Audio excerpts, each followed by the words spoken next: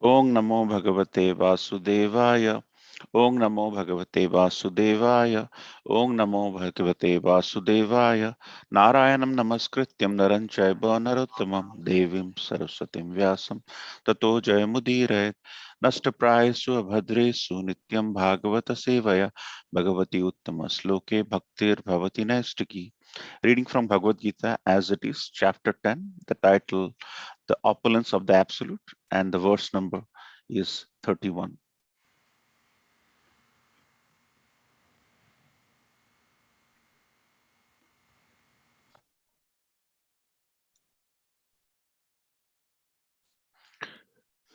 Pavanam pavatam asmi Ramasastra bhrutam aham Jhasanam makaraschasmi Shrotam asmi janhami. Pavana pavatam asmi Ramasastra bhrutam aham Jhasanam makaraschasmi Shrotashram asmi janhami. Word by word meaning. Pavana, the wind. Pavatam, of all that purifies. Asmi, I am. Rama, Rama. Sastavratam, of the carriers of weapons. Aham, I am. Jasanam, of all fish. Makara, the shark. Cha, also. Asmi, I am. Shrotasham, of flowing rivers. Asmi, I am. Janami, the river Ganges.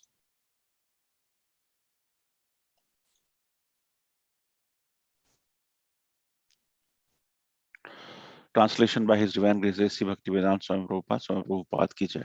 Of purifiers, I am the wind. Of the wielders of weapons, I am Rama. Of fishes, I am the shark. And of flowing rivers, I am the Ganges.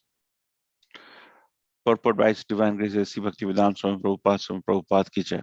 Of all the aquatics, the shark is one of the biggest and is certainly the most dangerous to man.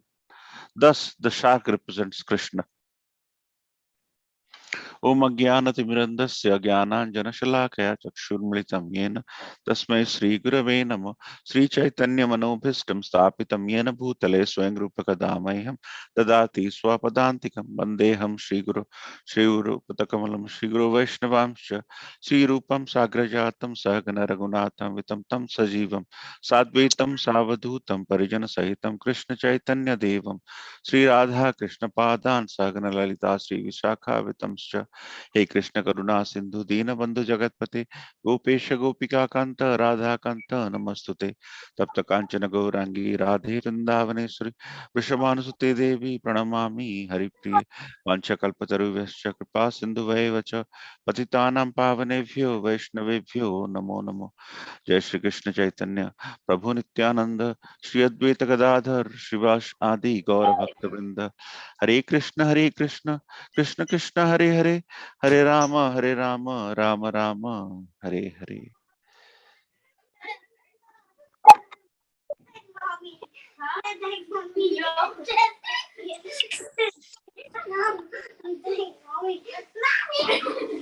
Thank you so much for joining this wonderful Sangha of Bhagavad Gita. And today, what a verse to ponder for the evening. So, what Krishna is saying is in this chapter, Krishna is talking about the the opulences, the vibhutis of his various different qualities, and often when devotees think about Krishna, they do not think about so much of opulence Krishna has, because they want to just surrender and love the Supreme Personality of Godhead. But here Krishna is speaking to Arjuna for the knowledge or for the education of the masses. And he and unless Krishna reveals himself in a proper fashion, it is not going to be easy for everyone to understand the magnanimity or the the the omnipresent omniscience, uh, aspect of the Supreme Personality of Godhead. So, in this verse, Krishna is focusing on one or two very powerful qualities, and from there, as our acharyas have mentioned, we should derive the nectar from this. So, what Krishna is saying is of the wind, of the wind which basically goes to various different places, and it purifies whenever the wind goes, wind blows, it basically clears the the the leaves on the path. It basically clears um, everything on the way, so it basically purifies. Likewise, of the wielders of the weapon, he is Ram. The Ramji epitomizes uh, a person, warrior supreme person who could do magic with his weapons. And Krishna is saying, I am Ram in that context. And in the river, in the big rivers and big oceans, there is aquatics of all the thousands of species of the aquatics. Krishna is saying, I am the shark. And then of the Ganges, Krishna is saying, I am a river. Of all the rivers, Krishna is saying, I am Ganges. So there is certain tenet which is emanating from this verse. So when wind goes to all the places, wind goes to the rose gardens and basically takes the aroma of the rose garden and presents it to whoever is going to present. And also, the wind goes to very filthy places, if you think about it, and it also spreads the filthiness. But after spreading all this, wind is pure as anything. There is no contamination of wind per se.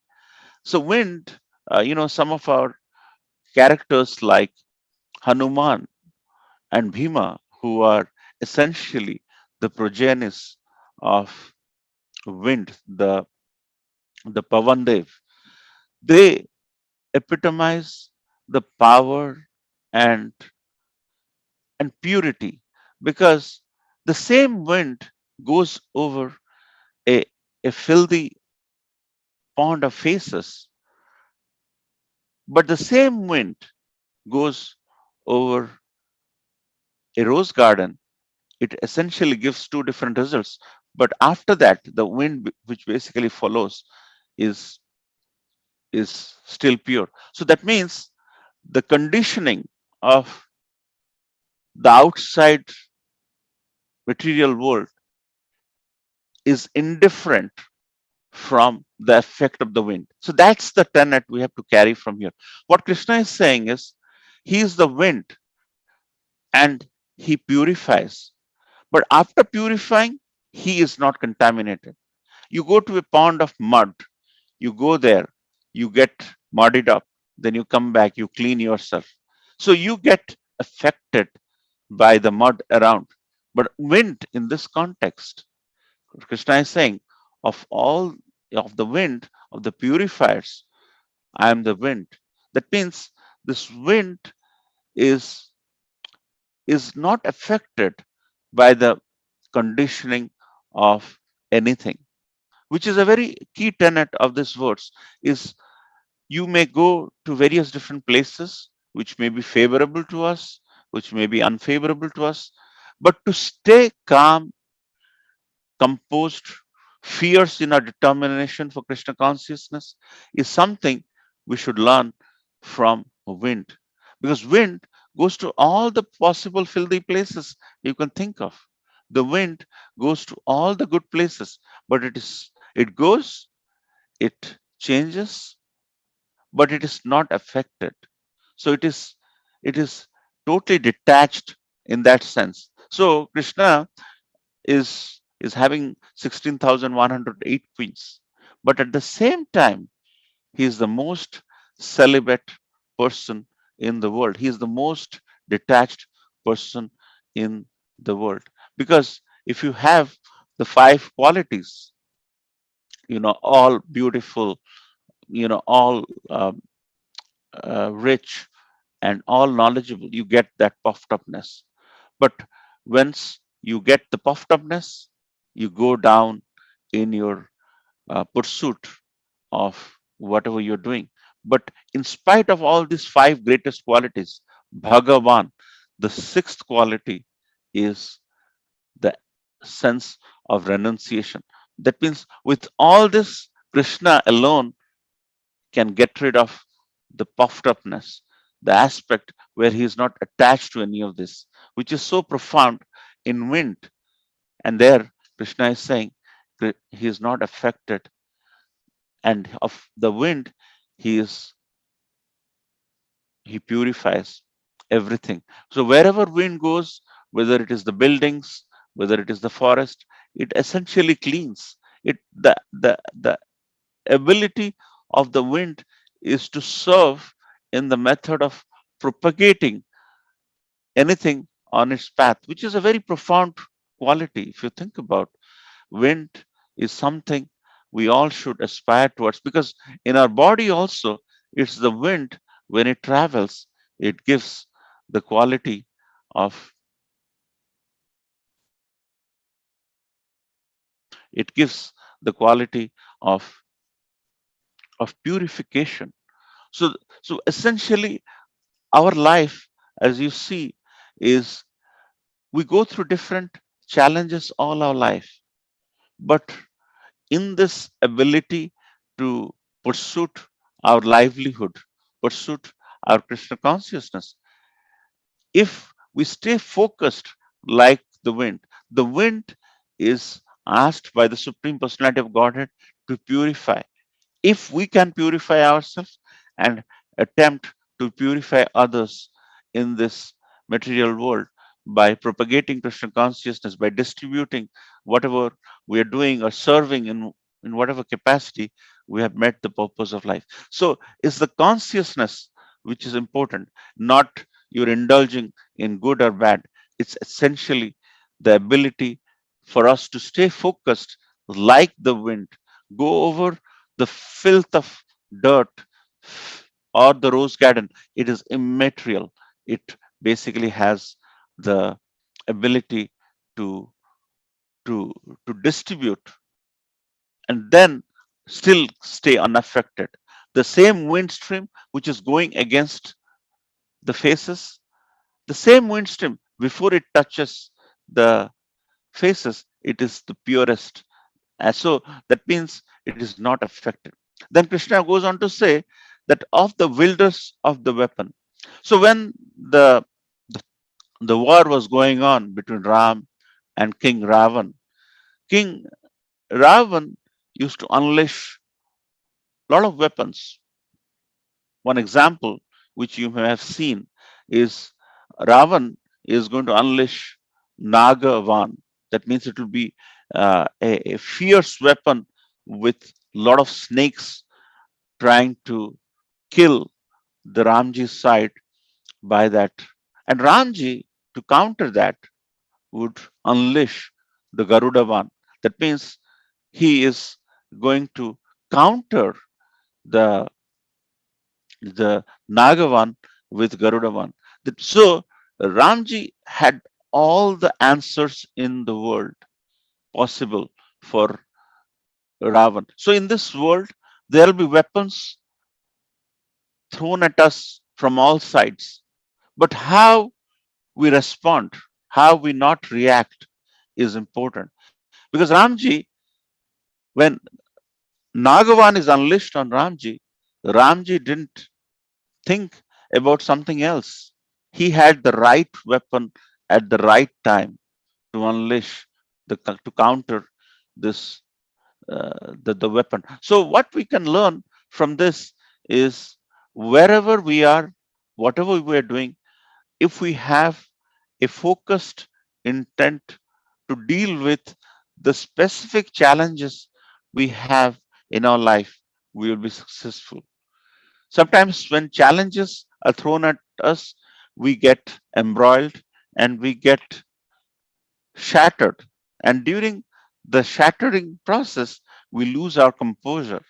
And during the losing of the composure, we do not counter the attack properly. We often react, and that is what leads us to subsequent problems in our life. But if you look at Ramji, he is very focused in unleashing the right weapon at the right time. So the wielders of all the wielders of the weapon, when Krishna is going on to say to Arjuna that whenever there is an ability to unleash something, Ramji will be perfect in unleashing it. So when different challenges are thrown at us, different issues are engulfing us, we should think about how Ramji was unleashing his right weapons in his life, in his fight with King Ravana. And here Krishna goes on to say, of all the people who have unleashed their weapons, the topmost is Ramji. Wherever, however, he has fought it, it's actually an example for us. With Ram Navami coming, we all can meditate on some of the wonderful, powerful qualities of Ramji and think how he basically motivated a bunch of monkeys and bears to to to get rid of one of the worst personalities in in the mankind, who Ravana has gone, but the ability for lust in this world still prevails in this age. And and if you think deeply on this, Satya was a time when goodness and badness were existing elsewhere, and in Dwapar Yuga, they were existing in different continents, and in Treta Yuga, it was different persons. But in Kali Yuga, the good and bad, the Ram and Ravana exist and coexist within each and one of us. And and in order to counter the aspect of this lustiness which Ravana embodied so much, where he was just not satisfied. At the end of the day, it's a lila, but from this lila, Ravana was just not satisfied as to what was given, what he prayed onto the wrong place, and he kidnapped someone's uh, uh, s- someone's wife, and that resulted in the war. But from that we can learn a lot, and with Ramnami coming, we can all meditate on the past time. And here Krishna is saying, of the wielders of the weapons, of the people who respond properly, of the people who fight for goodness over evil, I am Sri Ram. And then Krishna goes on to say that I am the shark among the aquatics. As you know, there are so many species, thousands of species in the world, and there are many aquatic species in the world as well. And of all the species in a ocean, the most powerful aquatic is shark. So when a person is exhibiting his qualities, power, Balavan of Bhagavan, the six qualities, Balavan is a very strong quality. So Krishna is saying, of the aquatic planet, he is none other than shark, who is very, very powerful in dealing with. So whenever there'll be someone from the outside world who will be praying on the ocean or somewhere, there'll be a shark which will be protecting the the externals. But but one thing which is coming out very strongly in this verse is Krishna is saying He is all powerful because shark embodies that element of power.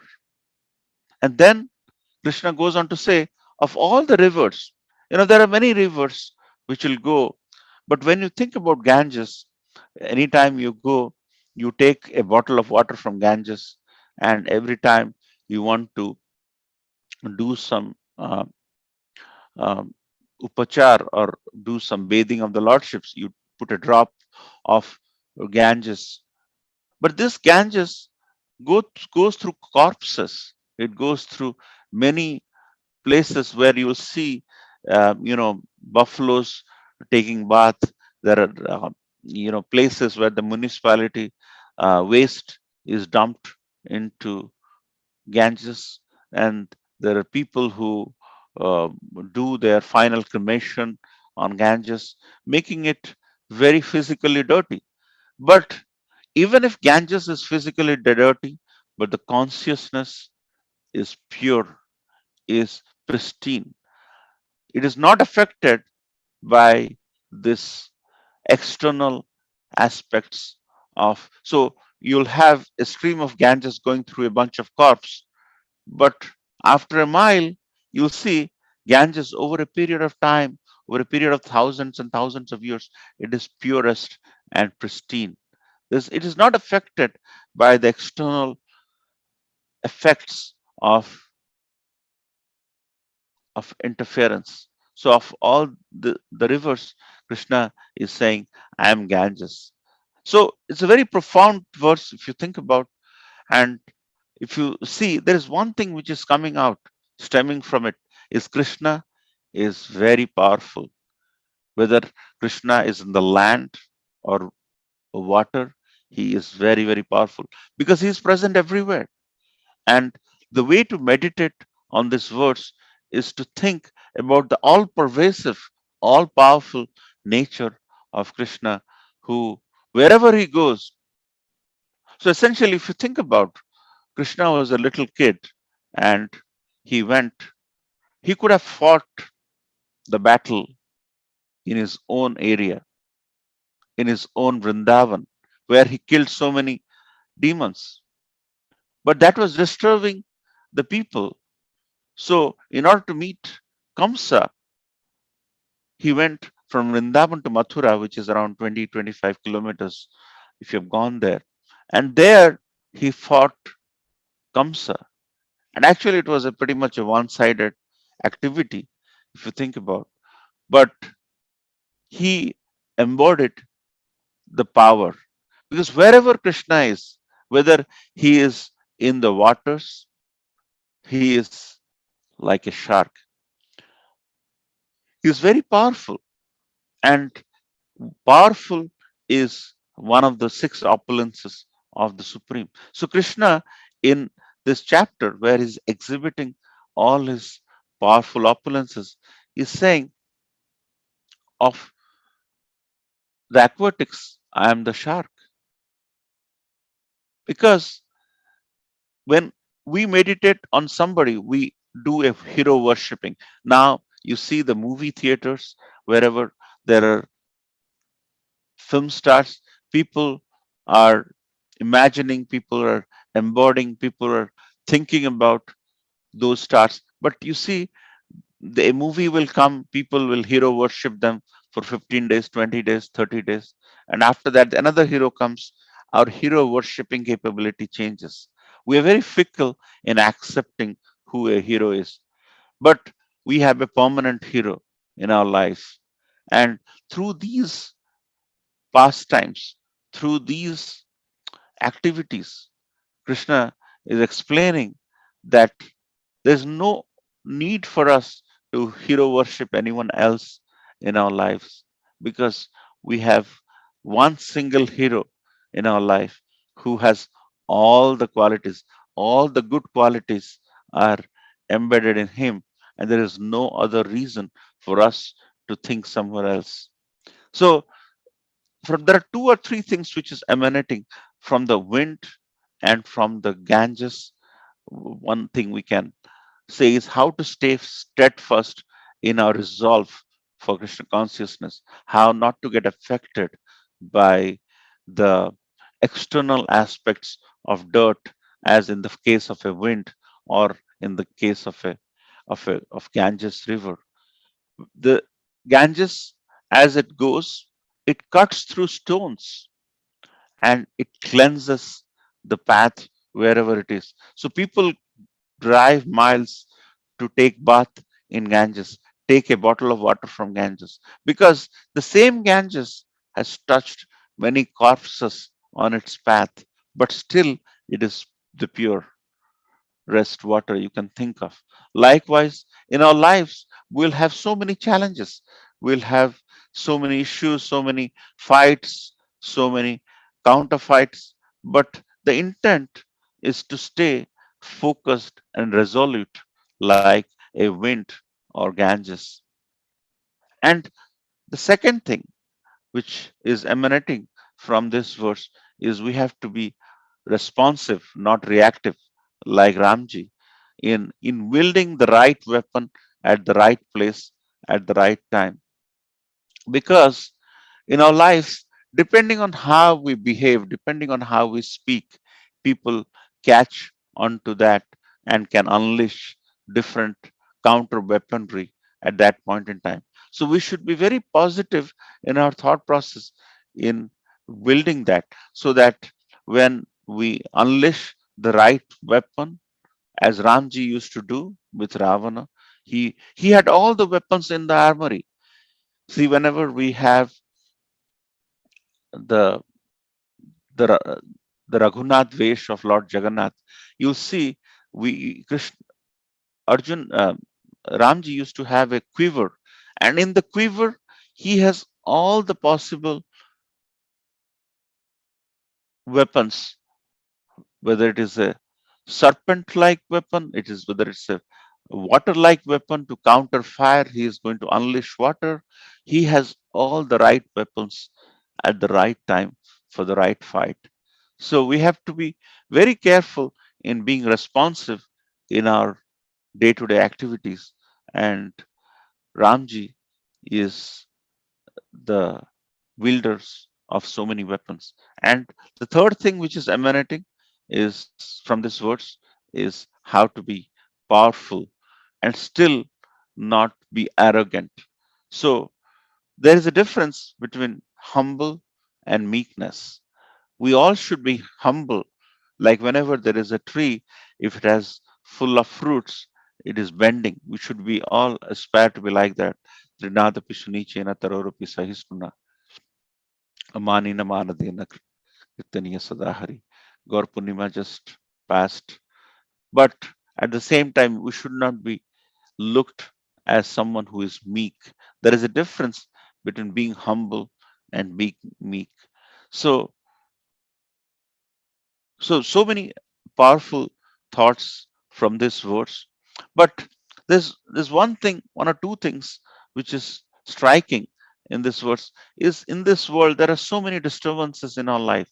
There are so many challenges in our life. But how to stay focused and not get perturbed by what is happening around us is important. So Krishna goes on to say in a different verse that in this world, when you're trying to be Sthitapragya, how you become a tortoise, where you're basically covered with hard shells so that you're not affected by others. Like a tortoise, he's so hard in his shell that he's not affected by the other people's, reactions onto you. So, how to be sthitapragya, how to be focused, so that whenever we prevail like a wind. Wherever it goes, it does the duty as a service. Because our intent is to love Krishna and serve, and not get affected by whether we get some kudos or some brickbats. Essentially, whenever we are doing devotional service, there will be a lot of praises and not so praises. But we should not be affected by it. Like like Pavan in this example, wind is asked to serve. Wherever it goes, it tries to purify. The intent is to purify. our intent is to serve. Whatever happens at the end of the day, whether the wind goes through a filthy pile of faces or a rose garden, but the intent is to serve. Likewise, our intent in devotional life is to serve. The outcome can be different. That is for someone else to judge, which where Supreme Personality of Godhead, Lord Jagannath with big, big eyes, is looking at us. He has the right to judge us, but we just have to serve and not get judged by the outcome of the activity, which is exactly how Mother Ganges and wind are saying. They're not judging themselves. They're just performing the duty of purifying. As Krishna is saying, of these two huge personalities, he is the wind and Ganges who is purifying. And also the second thing, after not being not getting carried away by the outcome and staying focused on our ability to serve, is how to respond in our life, exactly like how Ramji was responding with weapons to Ravan. And while we are uh, leading a life, we often get disturbed, and then we tend to react. By reaction, there is counter reaction, and it's a chain reaction, and that's nothing. So whenever there is a chain reaction, you know there is going to have some explosion in our lives. But instead of that, if you coolly control the reaction, the same nuclear energy can be uncontrolled and can lead to Hiroshima and Nagasaki, and it can destroy generations. But the same nuclear energy can be controlled, and we can get electricity in our houses.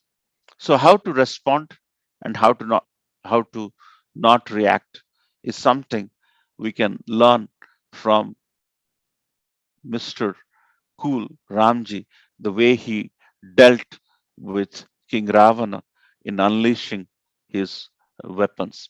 And then how to be powerful but still not puffed upness, which Krishna is saying of the fishes, he is the shark in his area. So something which basically emanates from this verse is how be powerful but be responsive, not show off, not react.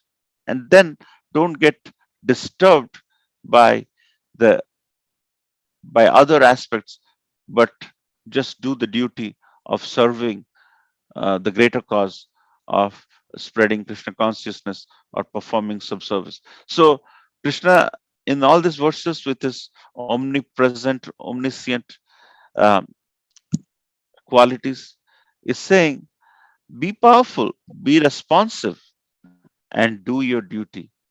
That's something which is the nectar of this verse, which is so beautiful to meditate on a weekday evening. That that how to be powerful but stay focused in our resolve in Krishna consciousness without looking for kudos and pat in the back, but just doing the duty, and how not to react among devotees and just respond in a very complimentary manner so that we can get a greater outcome in in coming out with successful Krishna consciousness activities, festivals, and whatnot. So a lot to learn from this beautiful, powerful verse. We can go on and on with so many thoughts and so many um, reflections. But if you have any question or comments, please share. I'll end here. Srila Prabhupada ki jai. Hare Krishna.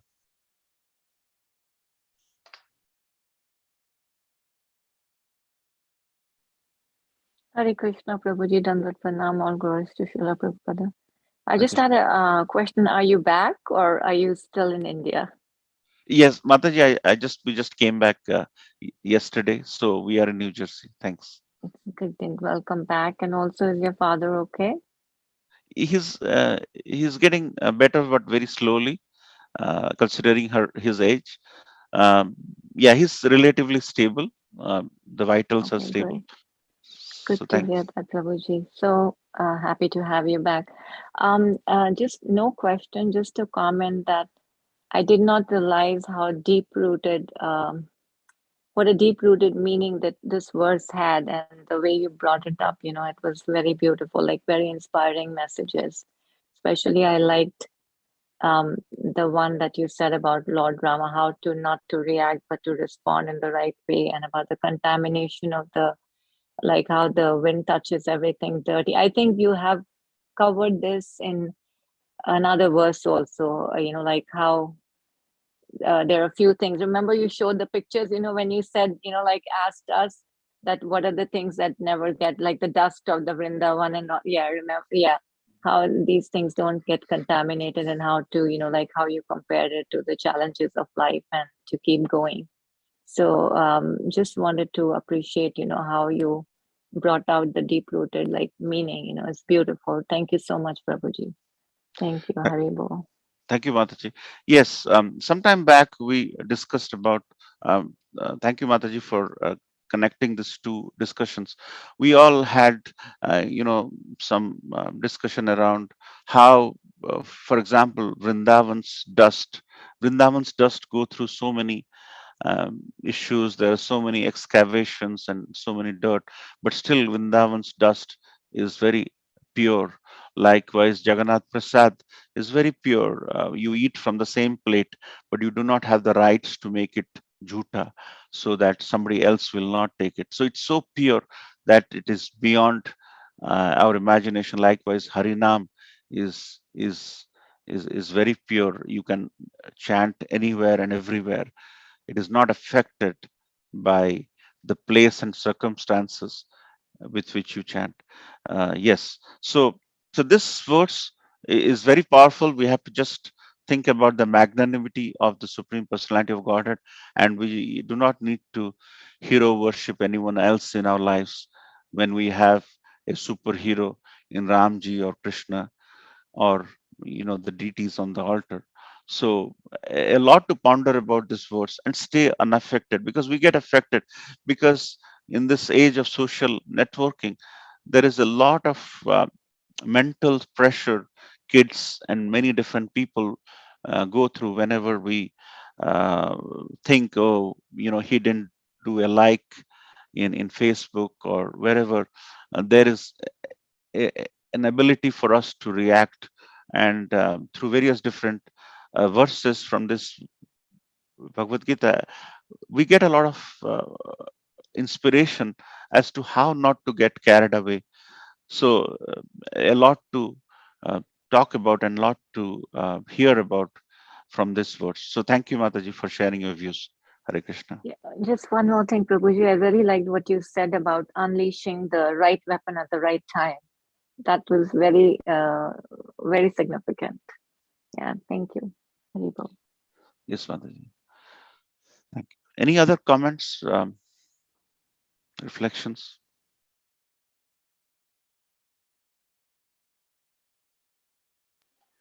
Hare Krishna Prabhu, please accept my humble obeisance. All praise to Srila Prabhupada. Hare Krishna. Welcome back, Prabhu. It's great Dandavat to have Pranam. you. It's a comment and an instruction that I received from His Holiness Bhakti Rasamrita Swami several years ago. This was in 2004 or 2005. I had some work in Delhi, and I was living with my cousin in Gurgaon, which is like a close by city. And at that time, Maharaj was the president of Vrindavan Krishna Balram temple. So I was trying to reach him, and he says, "Yeah, I can. It's a traveling distance."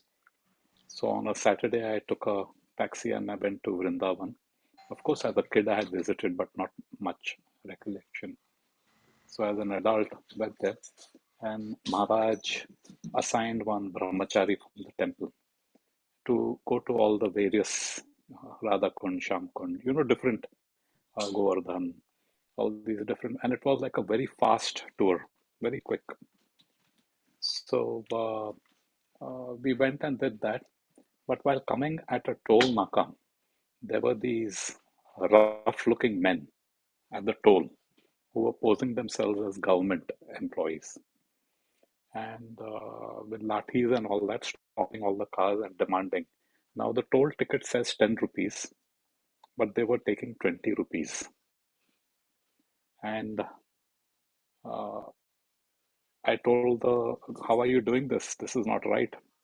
So he kind of threatened me. He says, आपको यहाँ से जाने के इधर ही रहना है. Do you want to go from here or do you want to stay here? So then the taxi wala said that, don't get into argument with these fellows. And that really hurt me more than being cheated of $10, 10 rupees. I felt that my entire thing about what Vrindavan is and who Brajvasis are, this is not what you'd expect from a Brajvasi. And we stopped in the city and then we were walking towards the temple.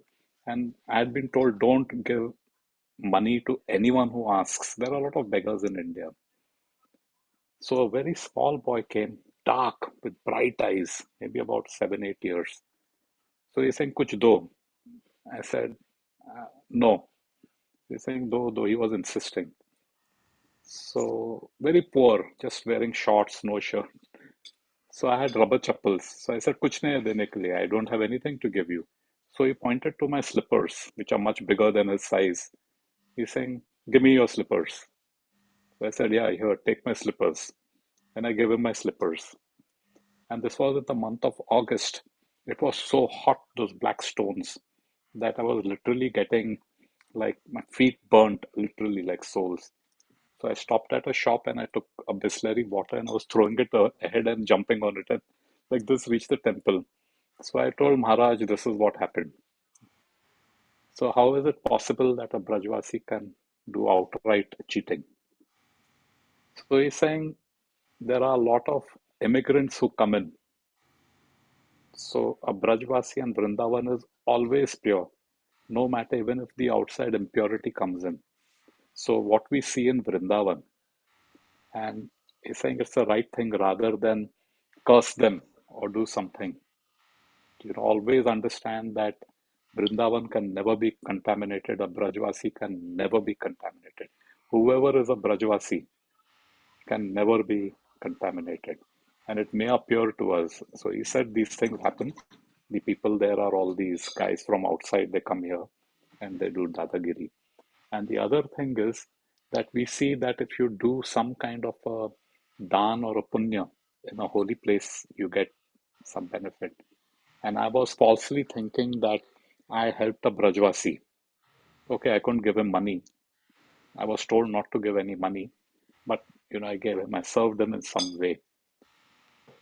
So even when we have to give in knowledge and under the instruction of a senior or a Vaishnav guru or somebody.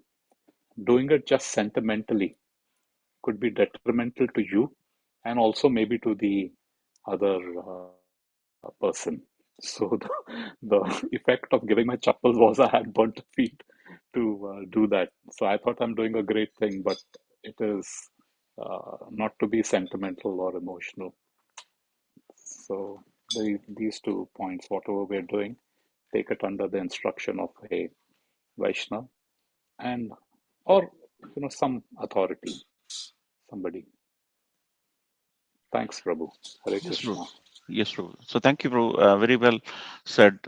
Um, Most of the time, in many different places, even before joining Krishna conscious, me personally, quite a lot of time, our decision to uh, do anything has been driven by either parental influence or something you have read, something we have been taught about our ability to get pious credits. We often end up doing sentimentally, as you said, and that indirectly creates some challenges in the society because the enforcement is not there. And then when you go under the supervision of a exalted person like Bhakti Rasamrita Swami Maharaj, who is very, very very sweet. He has changed countless people in his life. I know one or two of them, and how he has. So then you're probably on the right track. So thank you for sharing the aspect of um, how to get the right instruction, and getting the right instruction is very important, and executing that has that's why whenever we go to any dham, we are asked not to go alone. We are probably asked to go with a group of devotees, or a group of under dham yatra, or somewhere where we see the right thing. Otherwise our eyes can see the dirt and think. That's why Radha Maharaj in one of the Dham Yatras says we should not see a Dham from the Charma Chakshu, but from. So, any place we go where we want to deal with spirituality, we have to take instructions, and often those instructions are so powerful, it can change people. And meditating on how some of the instructions, such as the Juhu temple, how it was built, and how much trouble our mm, uh, our spiritual grandfathers and spiritual uncles went through in building that place. Just to keep that place alive, they went through so much of challenges. So the aspect of uh, getting the right message at the right time is important. And thank you for sharing that episode in your life, Prabhu. Any other thoughts? Prabhuji, Hare Krishna. Thank you for a very Excellent. nice class, Orgeshwar Path. Prabhuji, if you can please elaborate on what is the difference between meekness and humility, like, and how and when it should be applied. Yes. Yeah, it's a great question, Prabhu. So what happens is, whenever in this material world, whenever we go in a dhoti and kurta, and with tilak in our head, if you remember in the beginning days of Krishna consciousness, a lot of us were hesitant. We are hesitant because we were thinking, what will people say? People will look down that he is wearing a dhoti. He is all his life he is wearing a kurta, or he becomes clean shaven, or however. So but we have learned through the Vedic principles, have understood it, but still the social stigma has not gone. Quite some time, when we ask for $10 for a book, a lot of people have a tendency to give away with scant regard for uh, the ISKCON or any other devotee. What happens? So sometimes when we present Krishna consciousness, we should present Krishna consciousness with a strong authority, with a strong conviction. We are, you see, whenever we distribute a book, they will ask, what is the cost of the book? Actually, Bhagavad Gita as it is, we do not have a cost printed on the book. When the person asks, what is the price of the book? Our method should be, the book is priceless because there is not a money written on it. So we are presenting a greatest thing. So we should make an attempt to not look very cheap in in presenting Krishna consciousness. Once we become cheap, we become meek in our ability. So let me give an example. For example, when a senior person is stepping out of the car in a temple or any place, by taking the luggage, by taking, giving him or her a helping hand, we do something.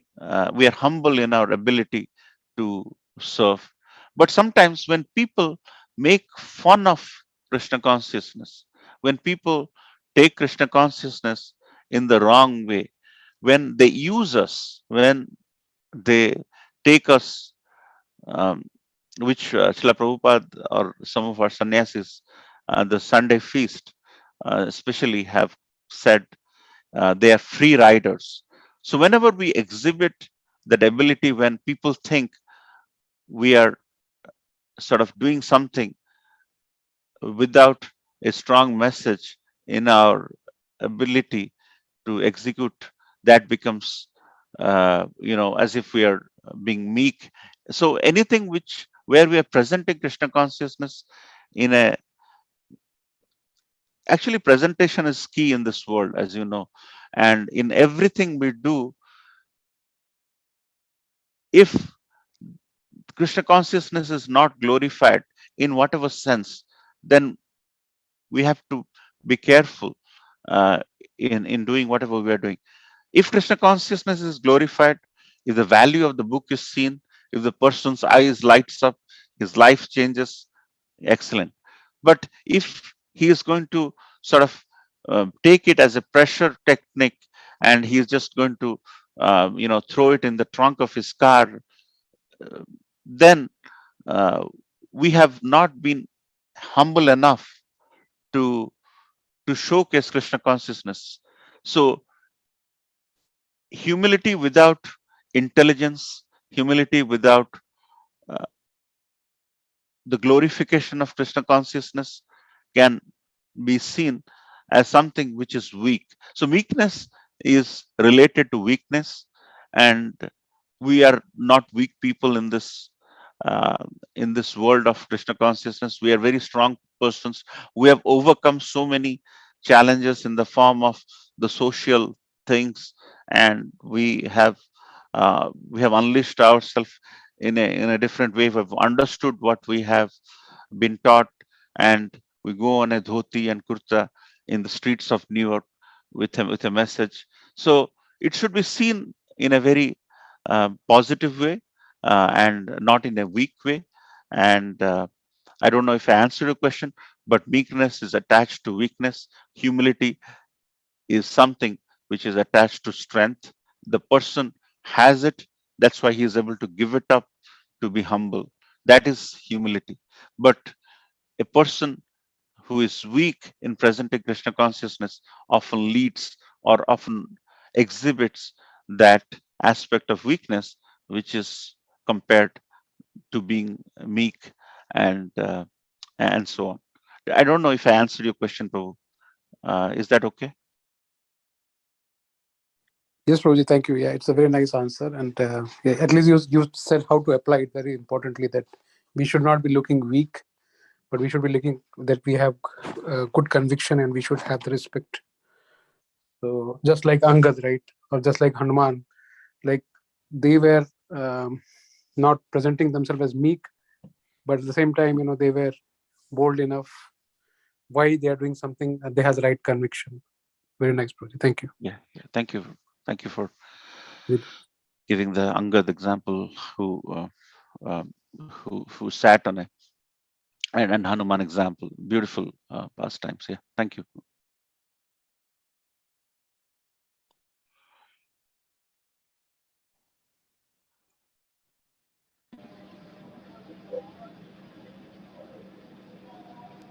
Hare Krishna. Thank you so much, Hemajaganath Prabhuji, and welcome back. How's your father doing? Yeah, he's okay, but he is 81, and he's bedridden though, but his vitals are not unstable. That means his BP, his oxygen, they're relatively not fluctuating. So after he came back from ICU, I was there for close to 2.5 weeks. So when that didn't change, I decided to leave. But I was, but so all I'm saying is he's slowly recovering, and at this age, the recovery is very, very slow. We just have to be patient. So it just all your prayers are working. So please pray. Thank you, bro. Thank you. Thank you for sharing the condition. Thank you for such a wonderful class. And dear devotees, anything, anybody else has anything to add or any questions?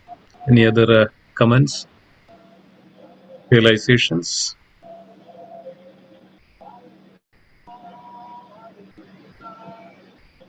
Okay, if there is nothing else, so we'll conclude today's class. Ashish Prabhu, I wanted to ask you, are you ready that you wanted to show something? Yes, Prabhu. Okay, can you share? And Yes, I'm going to share. Can you see my screen? it's coming up. Okay, this is See my screen, right? no. I mean, It- yours. Okay. Yep. Yeah, Okay. my screen. Yours. Yeah. Yours. You're sharing the screen right now. Yes, we are able to see it. Okay, you share the original content. Okay. Okay. Yes. So right now you can see, right? Oh yes. Yeah. So, first of all, Manchakalpataru Vishta Kipa Sindhu Vachi Patitanam Pana Bhuvishnu Vibhuna Manama. Anantakoti Vishnu Mataji Prabhuji Ki Jai. And today I'm going to discuss about some other topic related to the directly or indirectly to the Krishna consciousness itself. Actually, first of all, whoever you, Semester Prabhu, Krishna Namananda Prabhu, all are given the knowledge on the basis of that knowledge, and specifically from the Bhagavad Gita actually. I write one book actually, one book. So this is name is that Universal Theory of Stability and Stability. And before that, I'm talking of, I'll give me the background of this book. So you know that everything in this material and spiritual world, Krishna and Krishna's energy, and we know that, and how this physical world, this material world came, that is our free will. After that, there is Mahavishnu. After that, Pradhana, Mahatattva, and that Kala Sukti, already discussed from the Bhagavatam, Krishna, Simeshwar Prabhu, and Panda Prabhu, Hemajaganath Prabhu, and other Prabhus like Krishna Namananda Prabhu, and other Prabhu, our president, and also discuss about that. So I am still now reading the Bhagavatam. So this is the first version. So second version is more mature. What about this book actually? This book is a representation of the little bit. This is not the perfect, because I am not the perfect being. Krishna is the absolute. So from there I extract something and put together in the book.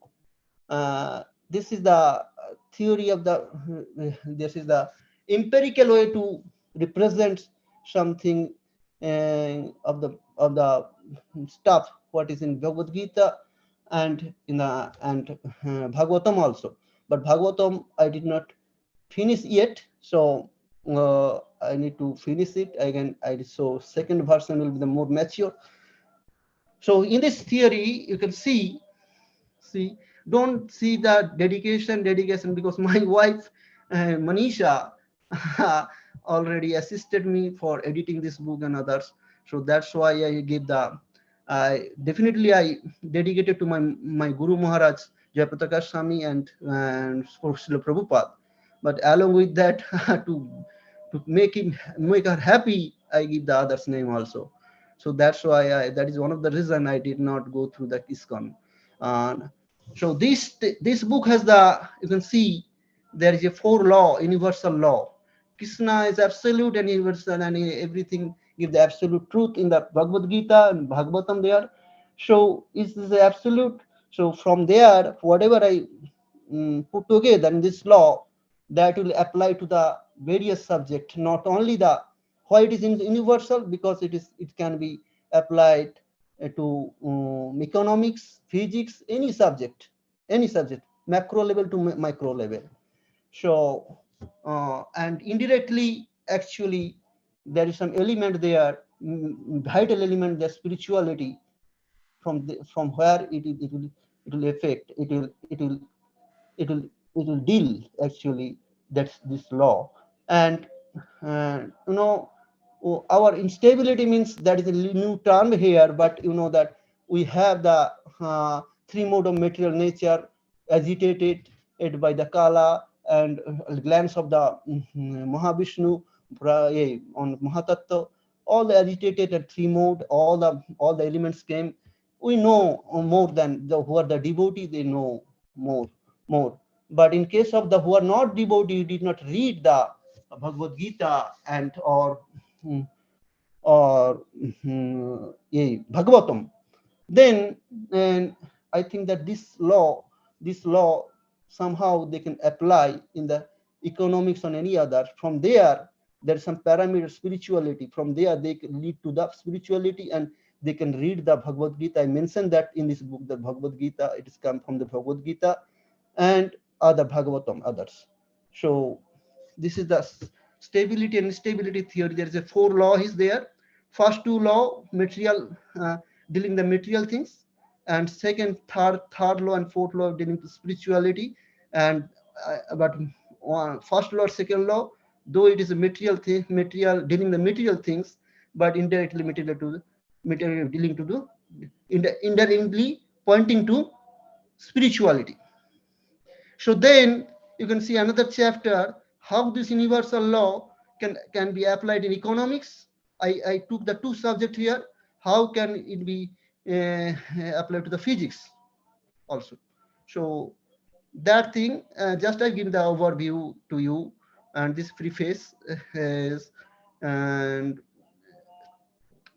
I'm not, this is a very short time. I cannot give everything, but I already written here. You can see idea of the theory came from the spiritual knowledge and wisdom of Bhagavad Gita.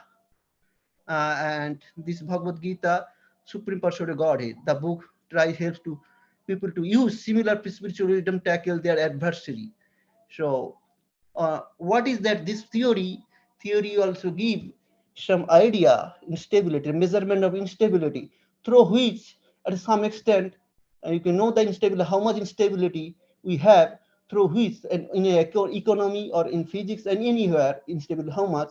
So through there we can, the measurement from there, some extent we can measure there.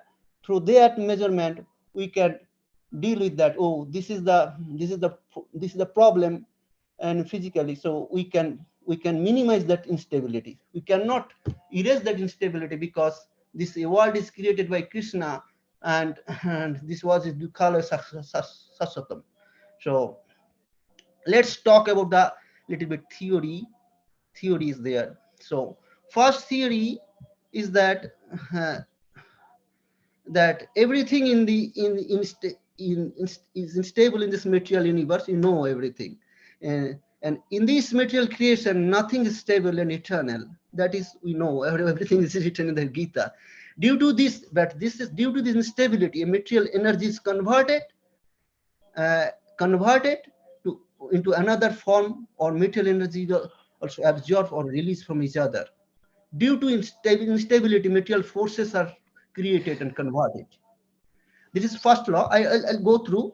After that, we'll talk about that. Just give me the 5-10 minutes. I'll finish it, because this is very short time. And second law, this is very applicable in the application in sense. And so, due to instability and material energy differences, every material things want to dominate other material thing. This is gross level. We are not going to the subtle level. Subtle level we discuss about the Bhagavatam, more subtle level. So amount of domination, amount of instability between 2 material things. The material things means that can be the any subject. I'll go through later. This thing are proportional to their material energy differences. So here I various E1, E2, like that. So there is a empirical relationship. And same thing is that third law, length of existence of material things at same stage in proportional to spiritual energy, and the inversely proportional with the is instability. The length of existence material things that is first of all, that just like giving the overview. And you can see that here the point is there is a 3-4 point: instability and force.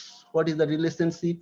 And there is another thing: parameters to define energy vary subject to subject. That means parameter to define energy. So if I define the energy level, suppose say that in economics, the economic energy will be there. In material, in physics, the mass will be the parameter, right? E is equal to mc square. But economics, the parameter for energy, economic energy, that parameter will be different. So that's why it is written that deal to that, pointing to the universal law, actually deal to the so this is the first chapter dealing this thing. And now we'll go to the second chapter, second 1 minute, second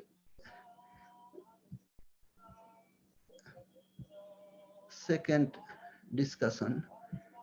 This is stability in economics. How you can use this stability and instability in economics practically.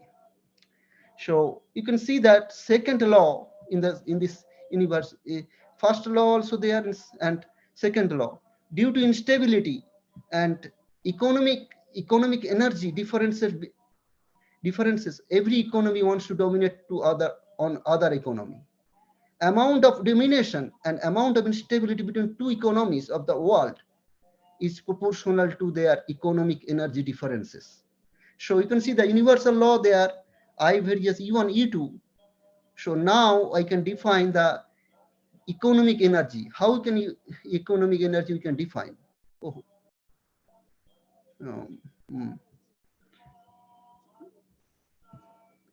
So this is the parameter. Maybe I did not include the time factor, also another things.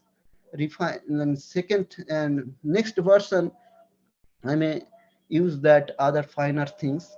You can see here unexpected things, unexpected factors. That means like the war and tsunami, other things. So that way, how you can measure that economic power, economic energy in macroeconomy. I was talking about microeconomy also you can do.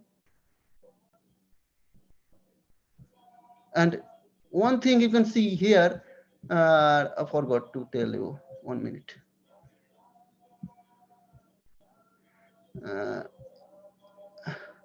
Spirituality, one of the spirituality and quality of spiritual education index in the economic power. There is one of the parameter.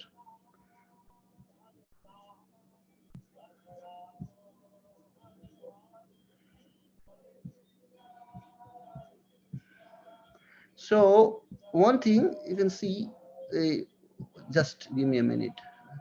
I'm just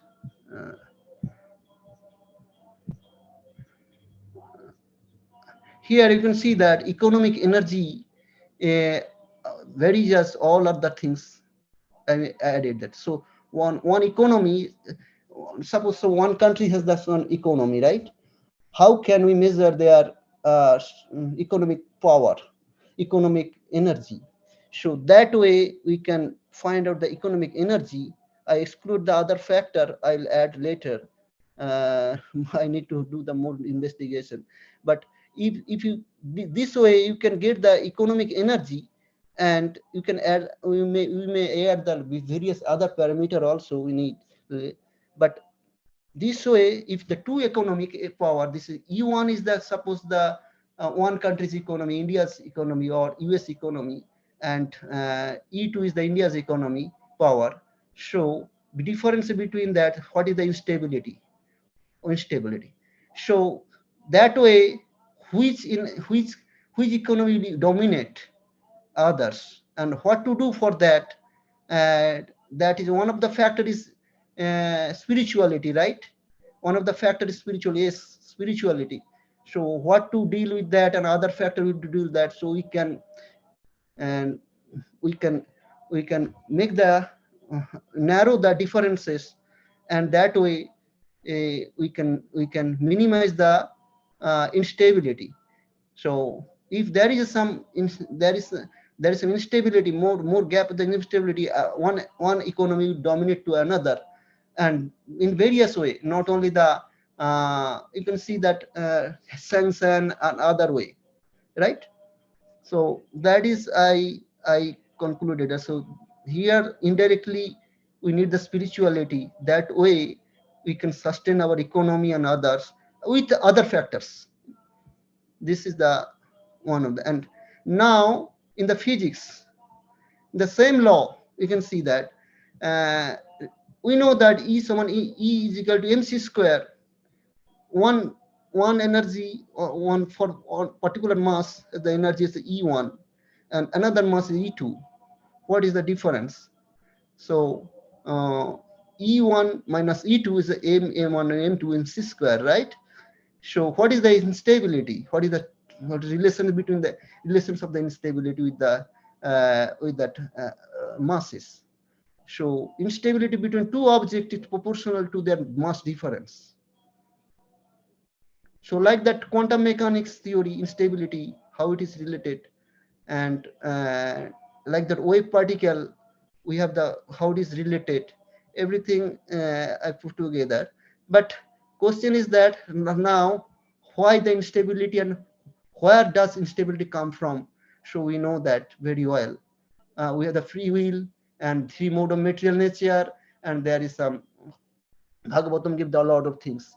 I'll this is a very condensed way of uh, I describing here, but later when I finish the Bhagavatam and other subject, maybe I expand this book and I put together everything.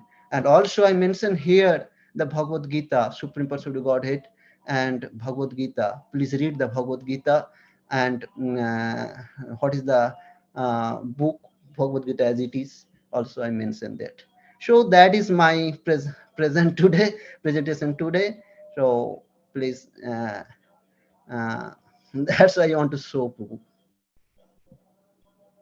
Okay, so thank you, Prabhu. Can I ask a question to you? Yes, yes. So two questions. When is this book available? Is it available in Amazon? And the second question is, when you are referring to the instability part, the theory around instability, are you referring to the energy of Krishna, or can you elaborate a little bit in a minute about the instability aspect in the book you're talking about? No. Main thing is that English, this is a colloquial word. So how we are in the two first theory dealing with the material thing, indirectly dealing to the spirituality also, pointing to spirituality. So why we are unstable, we know that from the Bhagavatam and Bhagavad Gita, right, Prabhu? Right. Right. So, but we cannot measure this thing, right? One to one, we can measure. So I gave that one tool that how to measure at least some extent. Okay. Okay. Prabhu, what exactly are you talking is instability? Is it being out of sync with our position? Because if you're, what I'm seeing is from what you've explained so far, Yes. is entropy and laws of thermodynamics. And you're trying to make, at least that's how I read it, trying to make some connection with spirituality. But in the final thing, if you look at it, is there is no entropy, so to say, order or disorder. Entropy is basically order, disorder in a given system from a physics point of view, matter and energy.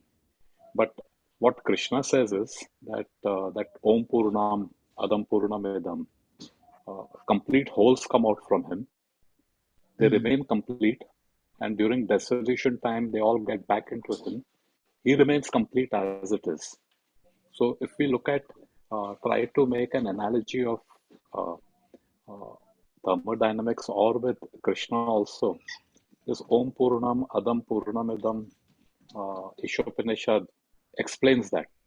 So the system always remains in balance.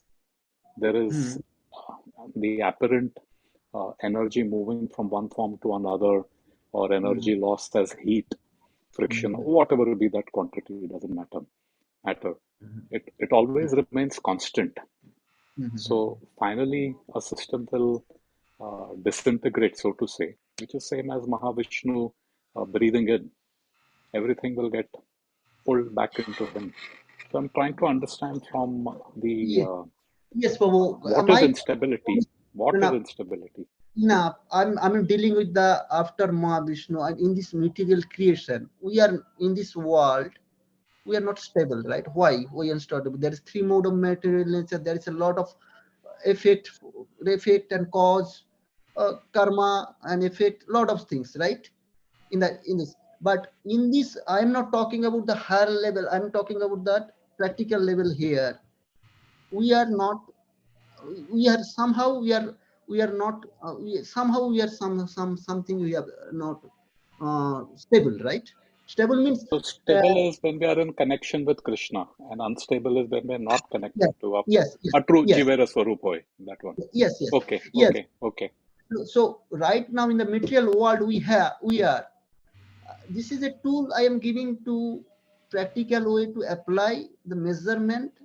Some extent we can measure the our instability means we are not connected to the spirituality more and others with other factors. Then we can rectify that. How to minimize that these things? Definitely, the spirituality is there.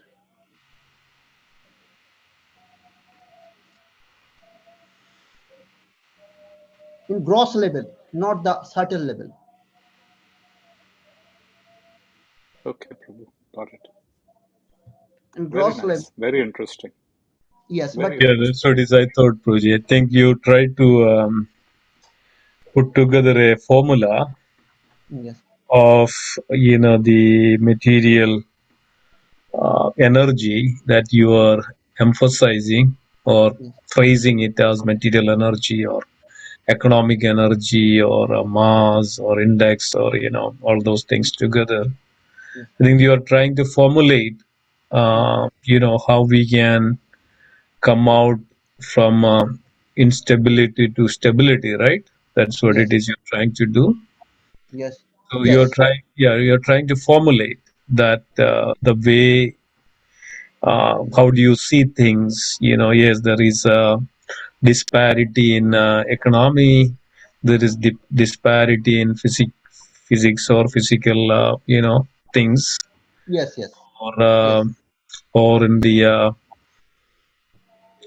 yeah. So yeah, I It's mean, a you tried to put together in a way that how we can formulate, how we can bring into a yes, is called a specific way of seeing things that we can understand yes, easily, that how this material world yes, can yes. cause the instability, right?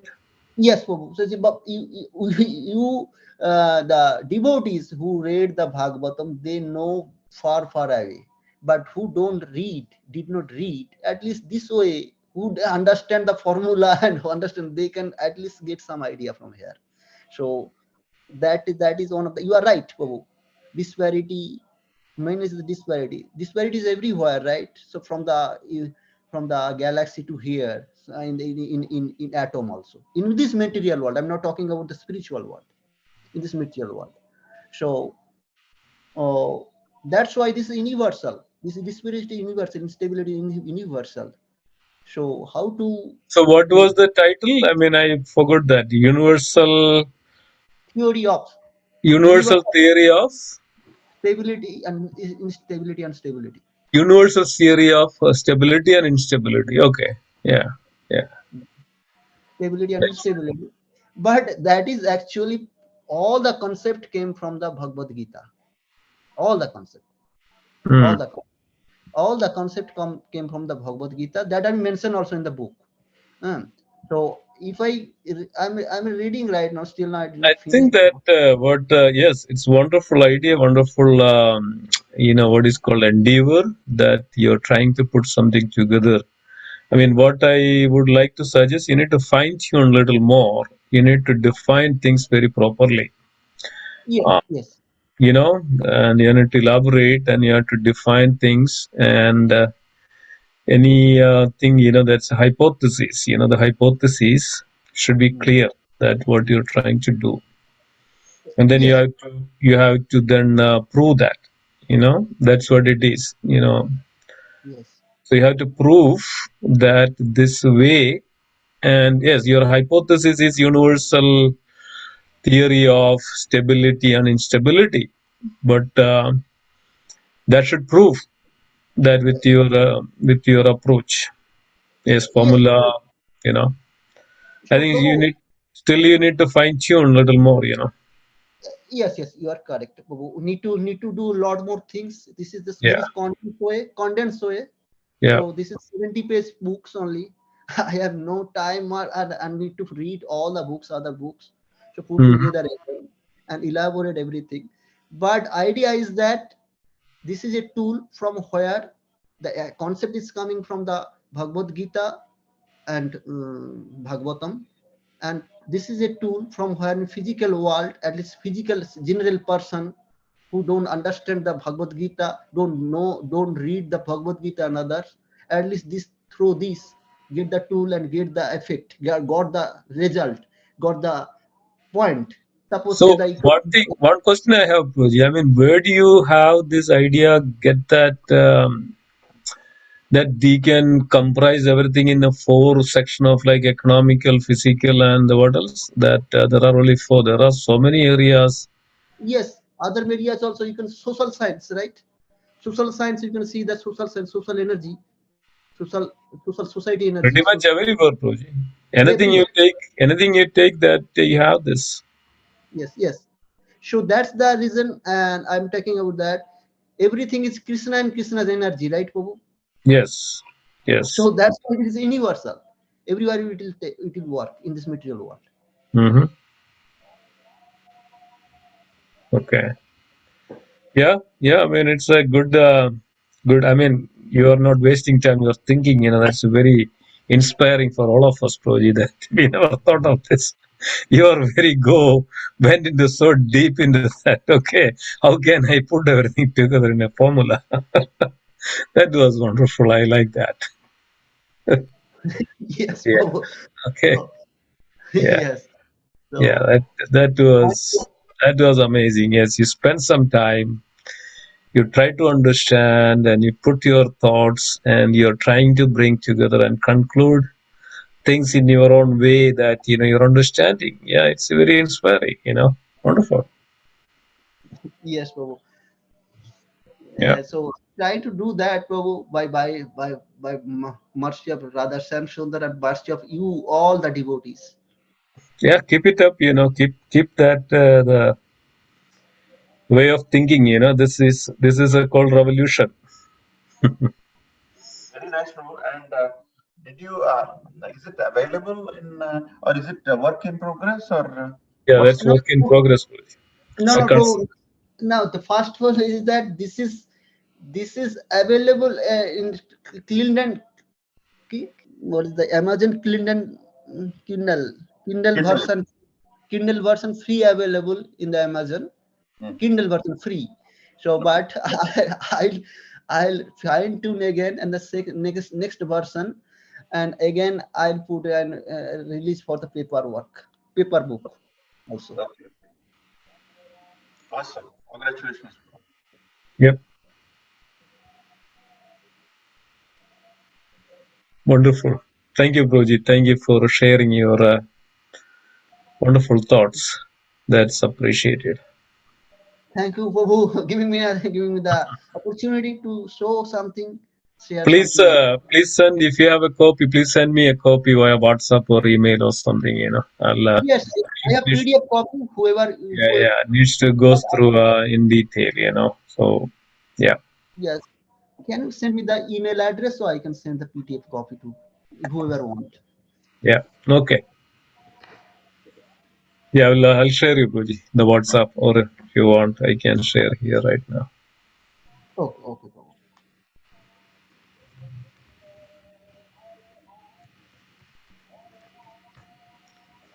Yeah, just put it there.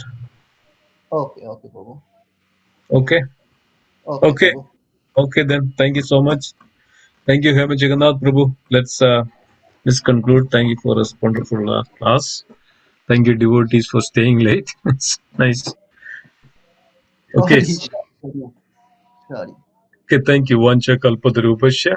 Kripa sindhu Vanchakalpatarubhyascha pavanebhyo. patitanamavibhyo Vaishnavebhyo namo namaha. Vaishnav Vrinda ki jai. Bhagavad Jai Srimad Bhagavad Gita ki jai. Shri Prabhu. Jai Jai The Gaudiya Vaishnav Vrinda ki jai. Gaura Premanand Jai Giri. Hari. Oh, Jai. Hare Krishna. thank you, Hemajaganath Prabhu.